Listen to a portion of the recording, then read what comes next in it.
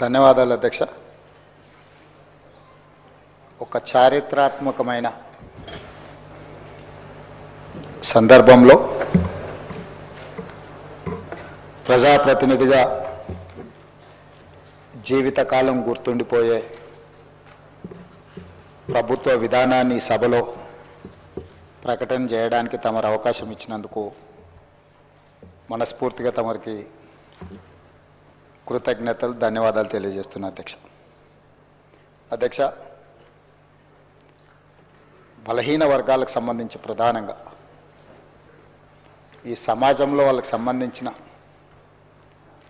లెక్కలు కానీ వివరాలు కానీ లేకపోవడం వల్ల వాళ్ళ యొక్క వివరాల కోసం ఎన్నో రోజుల నుంచి చర్చ జరుగుతున్న సందర్భంలో ఈ సభలో ఈరోజు సామాజిక, ఆర్థిక, ఉపాధి, విద్య, రాజకీయ మరియు కుల సర్వే 2024 నివేదికను ప్రవేశపెట్టడానికి అవకాశం ఇచ్చినందుకు మనస్ఫూర్తిగా మీకు ధన్యవాదాలు. రాష్ట్రంలో సామాజిక, ఆర్థిక, విద్య, ఉపాధి, రాజకీయ మరియు కుల సర్వే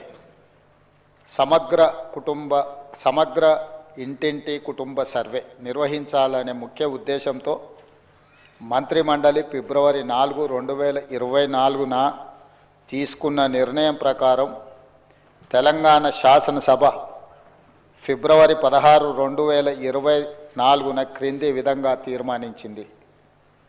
వెనుకబడిన తరగతుల, షెడ్యూల్డ్ కులాల, షెడ్యూల్డ్ తెగల మరియు మిగతా బలహీన వర్గాలకు చెందిన ప్రజల అభ్యున్నతి నిమిత్తం వివిధ సామాజిక, ఆర్థిక, విద్యాపరమైన, ఉపాధి, రాజకీయ అవకాశాల ప్రణాళికలను రూపొందించి అమలు పరిచేలా తెలంగాణ మంత్రివర్గము 4/2/2024 తేదీన చేసిన సిఫార్సు మేరకు తెలంగాణ రాష్ట్రమంతటా సామాజిక, ఆర్థిక, విద్యాపరమైన, ఉపాధి, రాజకీయ కుల సర్వే, కులగణన, ఒక సమగ్ర ఇంటింటి కుటుంబ సర్వేను చేపట్టాలని సభ ఏకగ్రీవంగా తీర్మానించింది.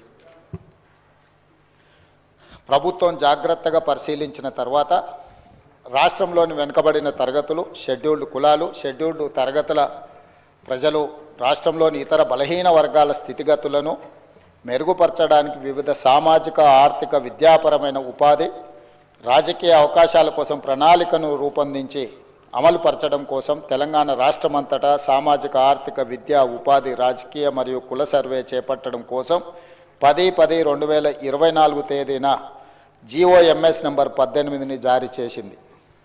అధ్యక్ష, ప్రభుత్వం 19/10/2024 తేదీన 122 క్యాబినెట్ A2/2024 మెమో ద్వారా సామాజిక, విద్య, ఆర్థిక, ఉద్యోగ, రాజకీయ మరియు కుల సర్వే నిర్వహణను పర్యవేక్షించేందుకు గౌరవ నీటిపారుదల మరియు CAD, ఆహార మరియు పౌర సరఫరాల మంత్రివర్యులు శ్రీ ఎన్ ఉత్తమ్ కుమార్ రెడ్డి గారి అధ్యక్షతన కమిటీ ఏర్పాటు చేసింది.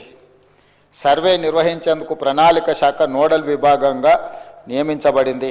సర్వే విధి విధానాలను అవగాహన చేసుకునేందుకు మరియు ఉత్తమ విధానాలను అవగాహన చేసుకునేందుకు ఇతర రాష్ట్రాలైన కర్ణాటక మరియు బీహార్లలో జరిగిన వివిధ సర్వేలను క్షుణ్ణంగా అధ్యయనం చేయడం జరిగింది. అధ్యక్ష, ఈ అధ్యయన ఫలితాలను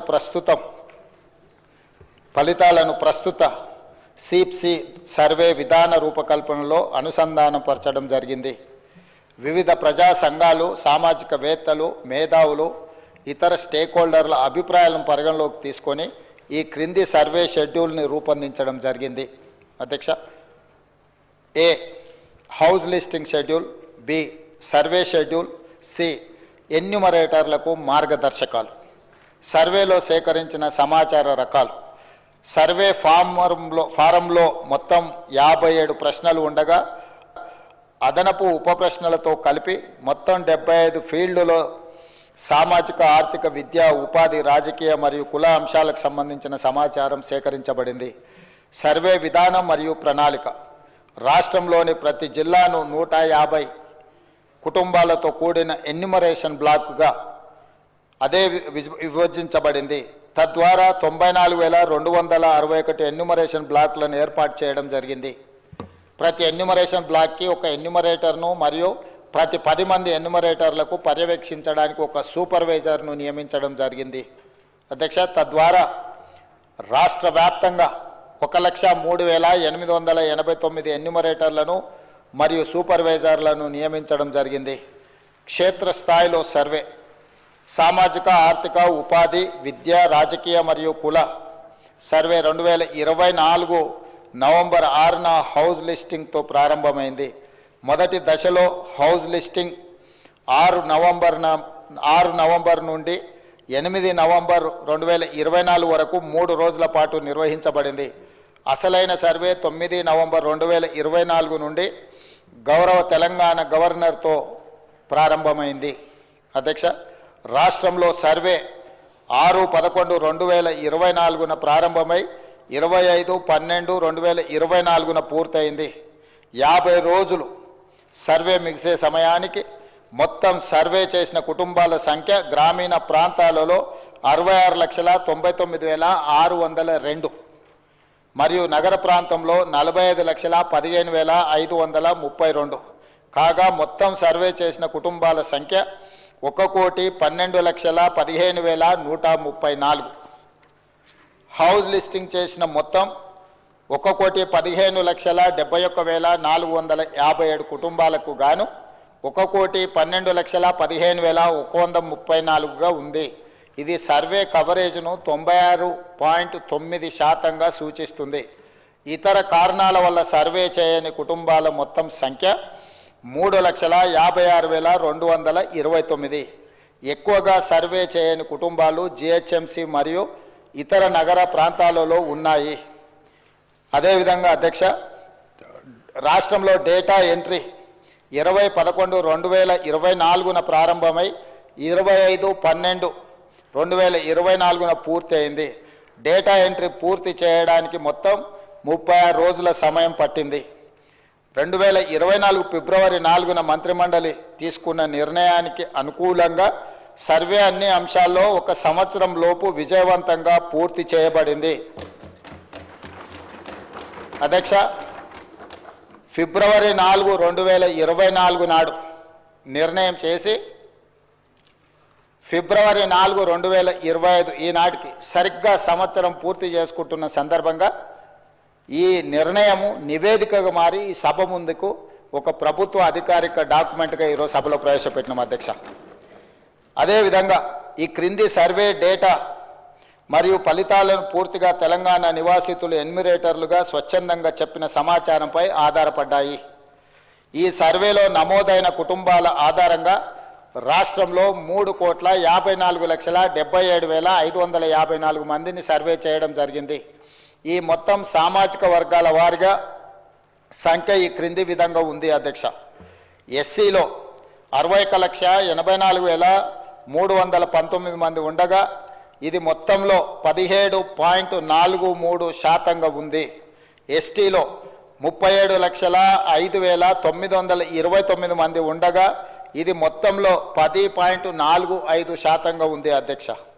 బీసీ ముస్లిం మైనారిటీ మినహా 1,64,09,179 ఉండగా ఇది మొత్తంలో 46.25% ఉంది అధ్యక్ష. ముస్లిం మైనారిటీలో బీసీలు 35,76,588 ఉండగా ఇది మొత్తంలో 10.08% ఉంది అధ్యక్ష. ముస్లిం మైనారిటీలో ఉన్న బీసీలను కలుపుకుంటే మన రాష్ట్రంలో మొత్తం బీసీలు 56.33% ఉంది అధ్యక్ష. రాష్ట్రంలో ఈరోజు ప్రభుత్వం అమలు చేస్తున్న బీసీ రిజర్వేషన్లు ABCDE ఈ అన్ని గ్రూపులలో 56.33% ఈరోజు బీసీ జనాభా ఉన్నదని చెప్పి నివేదిక మనకు తెలుపుతున్నది అధ్యక్ష. ముస్లిం మైనారిటీలో ఓసీలు 8,80,424 ఉండగా ఇది మొత్తంలో 2.48% ఉంది. ముస్లిం మైనారిటీలో మొత్తం 44,57,012 మంది ఉండగా ఈ మొత్తంలో 12.56% మైనారిటీ జనాభా ఉంది అధ్యక్ష. ఓసీలు 47,21,115, ముస్లిం మైనారిటీలు మినహా ఉండగా ఇది మొత్తంలో 13.31% ఉంది అధ్యక్ష. ఓసీలో ఉన్న ముస్లిం మైనారిటీలను కలుపుకుంటే మొత్తం ఓసీలు 56,01,539 మంది ఉండగా ఇది మొత్తంలో 15.79% ఉంది అధ్యక్ష. ఈ సర్వే ద్వారా సేకరించిన డేటాను షెడ్యూల్డ్ కులాలు, షెడ్యూల్డ్ తెగలు, వెనుకబడిన తరగతులు మరియు రాష్ట్రంలో ఇతర బలహీన వర్గాల సంక్షేమానికి విధానాలను రూపకల్పన చేయడానికి ప్రభుత్వం ఉపయోగిస్తుంది. ఈ చర్య సమానత వృద్ధి పట్ల ప్రభుత్వ నిబద్ధతను మరియు తెలంగాణ ప్రజల భిన్న అవసరాలను తీర్చే పద్ధతిని ప్రతిబింబిస్తుంది. ఇది డేటా ఆధారిత సమగ్రత మరియు పారదర్శకత ప్రాతిపదిక నడిచే పాలనకు నూతన దశ ప్రారంభాన్ని సూచిస్తుంది అధ్యక్ష. తమరికి తెలుసు అధ్యక్ష, ఈ దేశంలో బలహీన వర్గాలు, అది హిందువులకు సంబంధించిన బలహీన వర్గాలు కావచ్చు, ముస్లిం మైనారిటీలలో ఉన్న బలహీన వర్గాలు కావచ్చు, మొదటి నుంచి కాంగ్రెస్ పార్టీ, తెలంగాణ ప్రభుత్వం 50% పైగా జనాభా ఉన్నారని మనం వివిధ సందర్భాలలో చర్చించుకున్నాం, వివిధ సందర్భాలలో మాట్లాడుకుంటున్నాం.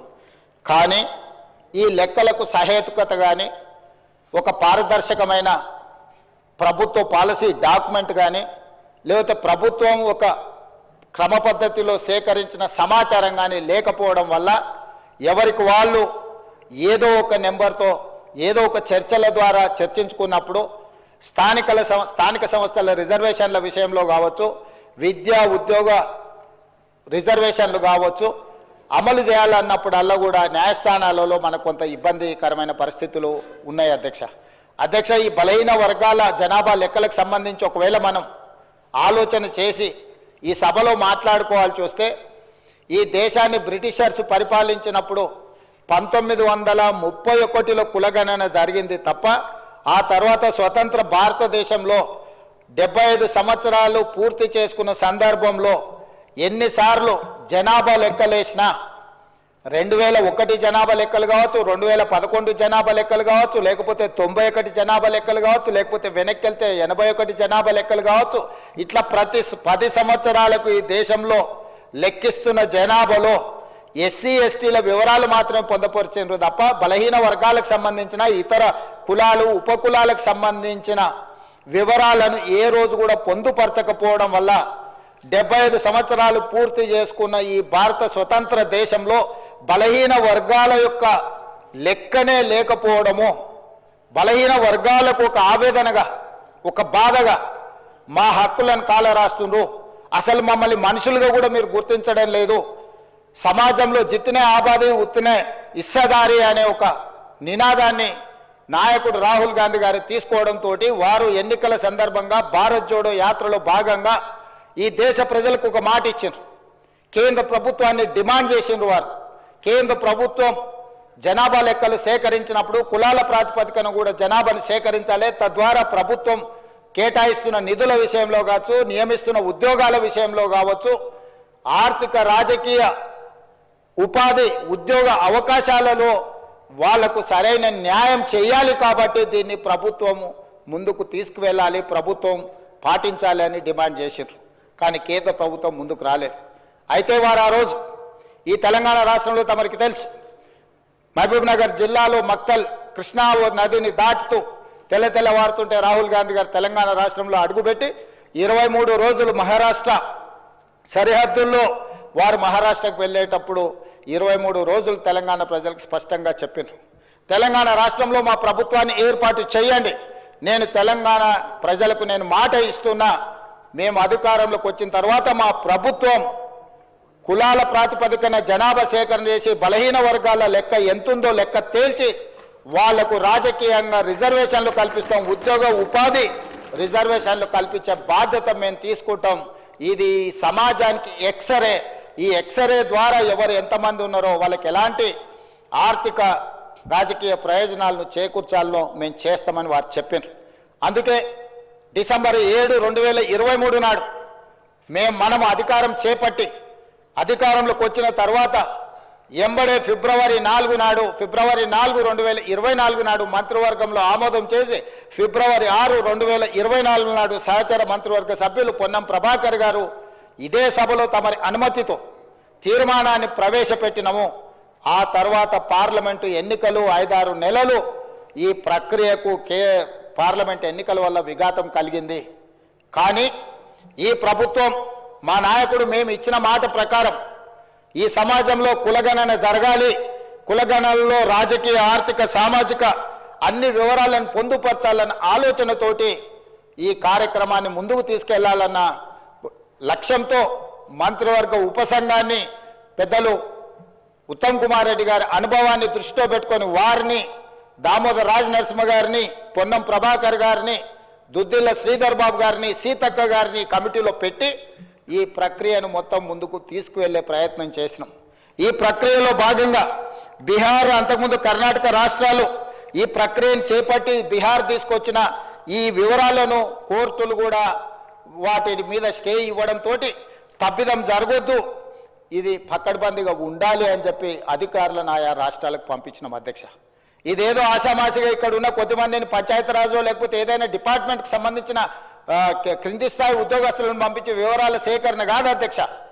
ఈ దేశంలోనే, ఈ దేశానికి ఆదర్శంగా ఉండే ఒక దిక్సూచిగా మారాలని తెలంగాణ రాష్ట్ర ప్రభుత్వం ఇతర రాష్ట్రాలలో ఇట్లాంటి ప్రక్రియ చేపట్టి ఈ ప్రక్రియ న్యాయస్థానాల ముందు నిలవకపోవడం, ఈ ప్రక్రియ వల్ల జరిగిన నష్టాన్ని అంచనా వేయడానికి కూడా ఇతర రాష్ట్రాలకు అధికారులను పంపించి ఆయా రాష్ట్రాలలో జరిగిన పరిణామాలను మనమంతా కూడా ఒక స్టడీ చేసి అధికారుల నుంచి నివేదిక తెప్పించుకొని తద్వారా జనగణన ఏ విధంగా చేసిండ్రు, ఇతర రాష్ట్రాలలో కులగణన ఏ విధంగా నిర్వహించిండ్రు, వీటన్నిటిని పరిగణకు తీసుకొని పదే ముఖ్యమంత్రి స్థాయిలో నేను, ప్లానింగ్ బోర్డు ఉప ముఖ్యమంత్రి గారు ఆర్థిక శాఖ కిందకు వస్తుంది వారు, అదేవిధంగా మా cabinet sub committee chairman Uttam Kumar Reddy గారు వివిధ సందర్భాలలో చీఫ్ సెక్రటరీ గారితో సహా 12 సార్లు సమావేశాలు పెట్టి సమీక్షలు చేసి అధికారులకు సూచనలు చేసి ఒక పక్కడ్బందీ ప్రణాళికతోటి ఏ విధంగా అయితే జనాభాను మనం లెక్కిస్తామో ఆ రకంగా మొట్టమొదట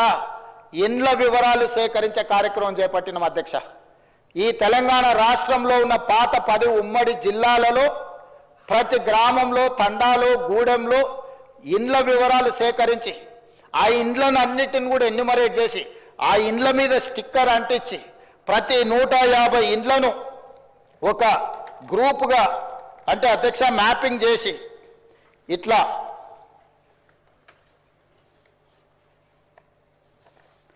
ప్రతి ఇంటిని కూడా, ప్రతి ఇంటికి స్టిక్కర్ అంటించి ప్రతి 150 ఇండ్లను ఇట్లా మార్కింగ్ చేసి ఈ రకంగా 150 ఇండ్లను ఒక యూనిట్ కింద, ఒక బ్లాక్ కింద గుర్తించి ప్రతి యూనిట్ని ఈరోజు నేను ఇంతకుముందు చెప్పినట్టు 94,000 పైచిలకు యూనిట్లుగా గుర్తించి వీటి ప్రతి ఏరియాకు ఒక్కొక్క ఎన్యుమరేటర్ని ఇచ్చేసి ఈ 150 ఇండ్లను రోజుకు 8 నుంచి 10 కంటే ఎక్కువ చేయకూడదు. ఎందుకంటే 10 కంటే ఎక్కువ చేస్తే వాళ్ళు తొందరపాటులో హడావిడిగా చేయాలన్న నిర్ణయంతో వాళ్ళు తప్పర్లు జరగడానికి అవకాశం ఉంటుందని చెప్పి వివిధ డిపార్ట్మెంట్లకు సంబంధించిన వాళ్ళు, teachers, agriculture extension officers, anganwadi teachers, IKP, ఏపీఎంలు, bill collectors and assistant bill collectors, ward officers, Indira Kranti పథకం bookkeepers, chairman, environment engineers, Panchayati Raj secretary, junior assistant, record assistant, typist, work inspector, ఇట్లా ప్రభుత్వంలో ఉన్న వివిధ శాఖలకు సంబంధించిన అధికారులను ఈరోజు మనం వాళ్ళందరినీ పెట్టి ప్రతి ఇంటికి ఇలాంటి స్టిక్కర్ను అంటించిన అధ్యక్ష. మొదటి 3 రోజులు ఈ రాష్ట్రంలో ఉన్న అన్ని గృహాల యొక్క వివరాలను సేకరించి ఆ వివరాలన్నిటిని కూడా ప్రతి ఒక్కరి ఇంటికి ఇట్లా స్టిక్కర్ అంటించి ఫస్ట్ ఇండ్లను గుర్తించడం జరిగింది అధ్యక్ష. ఆ తర్వాత ప్రతి ఇంటికి మన ఎన్యుమరేటర్లు వెళ్ళి ఇట్లాంటి అప్లికేషన్లు తీసుకెళ్ళి అధ్యక్ష ప్రతి ఒక్కరి వివరాలు వాళ్ళందరితో సేకరించి 8 పేజీలల్లా అక్కడికి వెళ్ళి వాళ్ళతో మాట్లాడి వాళ్ళు ఇచ్చిన సమాచారాన్ని తీసుకొని వాళ్ళ సంతకాన్ని కూడా కుటుంబ యజమాని పేరు, మొబైల్ నెంబర్తో సహా సంతకం వాళ్ళు తీసుకొని, ఎన్యుమరేటర్ సంతకం తీసుకొని, సూపర్వైజర్ సంతకం తీసుకొని ఈ రకంగా సమాచారాన్ని 8 పేజీలలో పూర్తి వివరాలతో కూడుకున్న వాళ్ళ పేరు, తండ్రి పేరు, వాళ్ళ కులము, వాళ్ళ ఆర్థిక స్తోమత, వాళ్ళ విద్య, గతంలో ప్రభుత్వం నుంచి ఏమైనా పథకాలలో లబ్ధి పొందినరా, గతంలో రాజకీయపరమైన రిజర్వేషన్లు ఏమన్నా పొందినరా, ఇట్లా పూర్తి స్థాయిల వివరాలతోటి ఆ కుటుంబం యొక్క వివరాలు తీసుకున్నాం అధ్యక్ష. ఇవన్నీ మాన్యువల్గా సేకరించి 76,000 మంది డేటా ఎంట్రీ ఆపరేటర్స్ని పెట్టి ఏ ఎన్యూమరేటర్ అయితే 150 ఇండ్లకెళ్ళి చేసిండో అతనే డేటా ఎంట్రీ ఆపరేటర్ దగ్గర కూర్చొని ఒక్కొక్క పేజీ తీసి కంప్యూటరీకరణ చేపించి పూర్తిగా ఈ డేటానంతా కూడా 76,000 మంది డేటా ఎంట్రీ ఆపరేటర్లు 36 రోజులు కష్టపడి ఈ మొత్తం అంతా కూడా క్రోడీకరించింది అధ్యక్ష.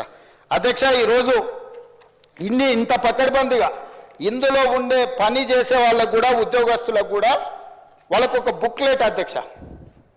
రాష్ట్ర స్థాయిలో ఎన్యూమరేటర్లకు శిక్షణ ఇచ్చినాం, ఆ తర్వాత జిల్లా స్థాయిలో సూపర్వైజ్ చేసే వాళ్ళకి శిక్షణ ఇచ్చినాం, ఆ తర్వాత మండల స్థాయిలో పనిచేసే వాళ్ళకి ఇచ్చినాం, ఆ తర్వాత ప్రతి 150 ఇండ్లకు వెళ్ళే వాళ్ళకు కూడా శిక్షణ ఇచ్చి ఎక్కడ తప్పు జరగకుండా, ఎలాంటి ఇబ్బంది జరగకుండా వాళ్ళకు ఒక బుక్లెట్ ఇచ్చి, ఒక మాన్యువల్ అంటే గైడ్ లైన్స్ లాగా ఒక పుస్తకం ఇచ్చి అధ్యక్ష, వాళ్ళందరినీ కూడా వాళ్ళకి శిక్షణ ఇచ్చి ప్రభుత్వం పకడ్బందీగా వీళ్ళందరినీ కూడా వినియోగించుకున్నప్పుడు వాళ్ళందరికీ కూడా జీతభత్యాలు ఇచ్చినాం అధ్యక్ష.